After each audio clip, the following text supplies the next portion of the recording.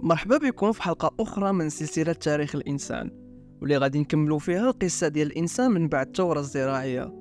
اليوم غادي نهضروا على كيفاش الزراعة ساهمت في ظهور المدن الكبرى وخلات المجتمعات تطور وتبني أنظمة معقدة في كل جوانب الحياة. من بعد ما تعلم الإنسان الزراعة ولا عنده فائض في المحاصيل، ما بقاتش الحاجة للترحال. الناس بداو كيتجمعوا حول الأراضي الزراعية، والقرى الصغار بداو كيوليو مدن كبيرة. المدن هذه ما كانتش غير بلايص باش الناس كيسكنوا فيها، بل كانت محاور اقتصادية وتجارية مهمة، وبداو كيتبادلوا فيها البضائع والأفكار. فهاد المدن الناس بداو كيعيشوا قرب من بعضياتهم، وبداو كيتنظموا بطرق جديدة. يعني ما بقاوش كل شيء عنده نفس المهام، بداو كيتخصصوا. كاين اللي كيتكلف بالزراعة، وكاين اللي كيدير الحرف والصناعات، وكاين اللي كيسهر على الأمن ديال الناس. وكل ما كبرت المدن كل ما زادت الحاجة للتنظيم. الزراعة خلات المجتمع يولي معقد أكثر، ماشي بحال الصيد والجمع اللي كان بسيط. في هاد المرحلة بداو كيبانوا القوانين الأولى، القوانين اللي كانت أساسية باش الناس يعيشوا بسلام ويعرفوا شنو ليهم وشنو اللي عليهم. في مثال بسيط، كان شي حد كيخدم في الأرض، وواحد آخر كيصنع الأدوات، وواحد ثالث كيتكلف بالحماية. باش تبقى الأمور متوازنة خاص يكون التنظيم، واللي بدا كيبان بشكل تدريجي، واللي هو ظهور أول الحكومات والأنظمة ديال الحكم اللي غادي تحافظ على النظام في المدينة.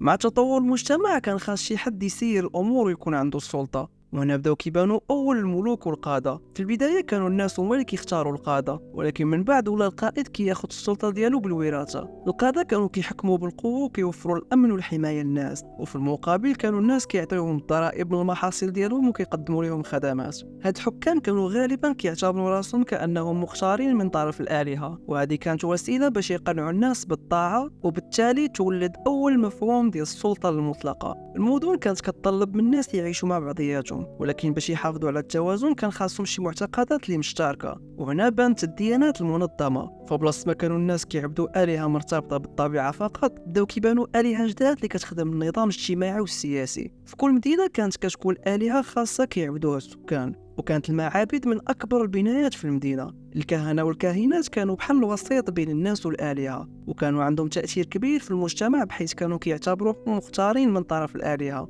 وكانوا كينظموا الطقوس والمهرجانات اللي كتوحد الناس. وهكا تولد مفهوم الدين المنظم اللي غادي يبقى غادي مع الإنسان للقرون الأمام. مع الكبر ديال المجتمع وتنوع الأنشطة، الناس ولات عندهم حاجة باش يوثقوا الأمور. في الحياة اليومية ولاو كاينين بزاف ديال الأمور اللي خاصها التنظيم، بحال المحاصيل، الضرائب، القوانين، التجارة. وهنا بانت الكتابة، واللي كانت واحدة من أعظم الاختراعات في التاريخ. أول كتابة كانت عبارة عن رموز بسيطة كيستعملوها باش يوثقوا الحسابات، ولكن مع الوقت تطورات وولات وسيلة لتسجيل القصص، القوانين والمعتقدات. الكتابة خلات المعلومات تخزن من جيل لجيل، وما تبقاش المعرفة معتمدة فقط على الذاكرة. هذا التطور فتح الباب للعلوم والتكنولوجيا والتاريخ. المدن الكبيرة كانت كتوفر بزاف ديال الحاجيات، ولكن ما كانتش تقدر تكون متكيفة ذاتيا، وبالتالي بداو المدن كيتعاملوا مع بعضياتهم في التجارة ولات وسيلة باش يتبادلوا السلع، حيث مثلا كاين اللي كيتوفر على المعادن، وكاين اللي كيتوفر على الحبوب، وكاين اللي كيتوفر على الأقمشة، وهكذا.